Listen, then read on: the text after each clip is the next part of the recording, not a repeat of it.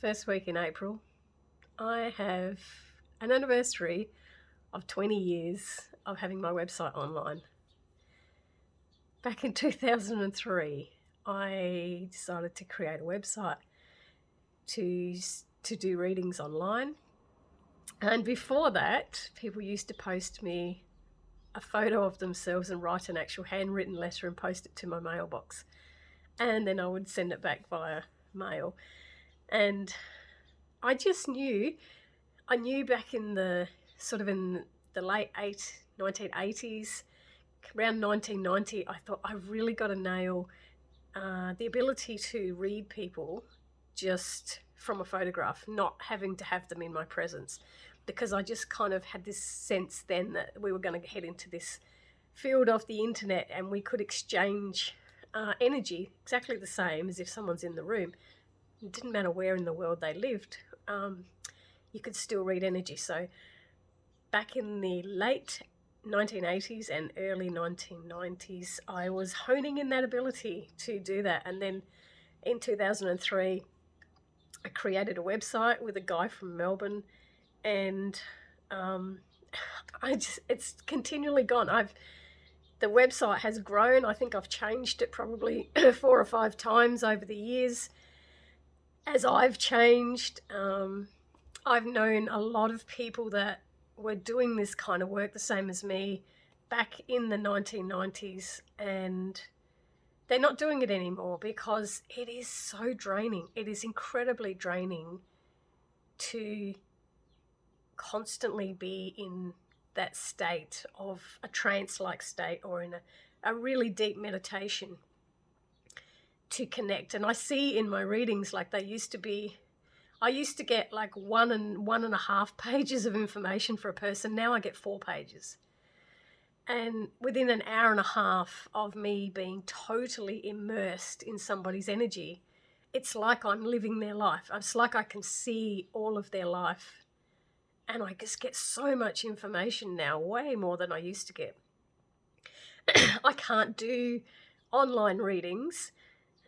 Excuse me. I can't do online readings like you see people on TikTok or whatever. They're just flipping up a card and reading what's on a card. I can't do that because my readings are so intense and got so much information and really, really private information that's just between me and that person, and I don't want anyone else's energy interfering in that.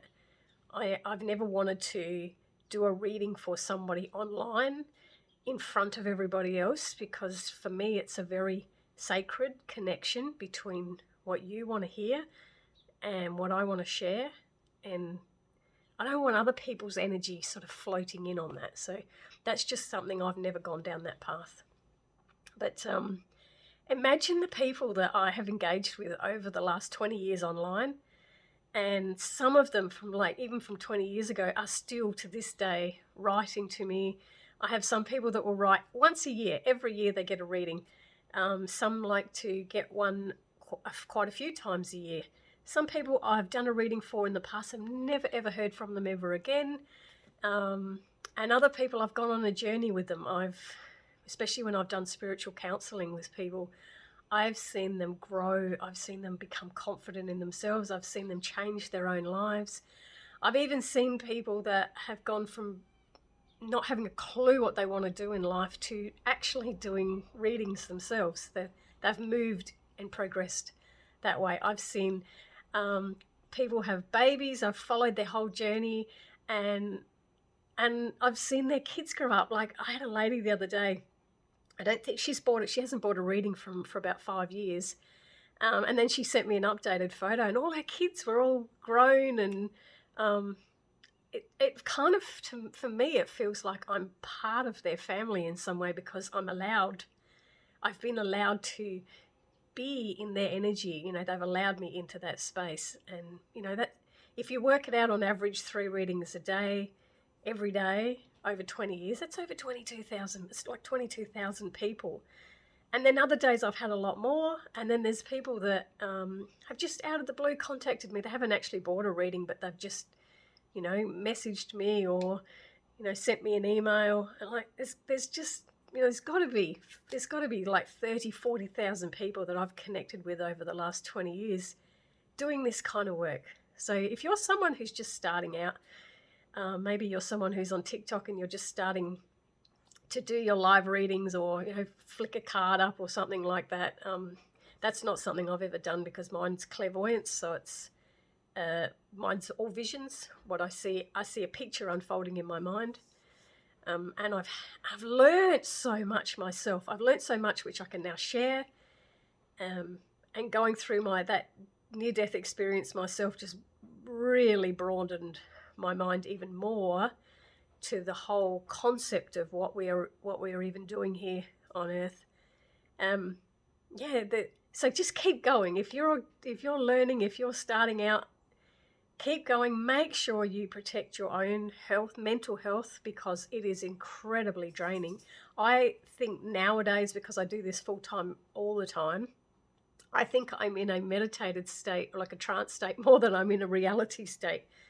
Because if you think during the day how deep you go into a trance-like state to be able to watch visions and interpret them, it becomes incredibly draining. So that's why a lot of people just, after years and years of doing this, they just give it away.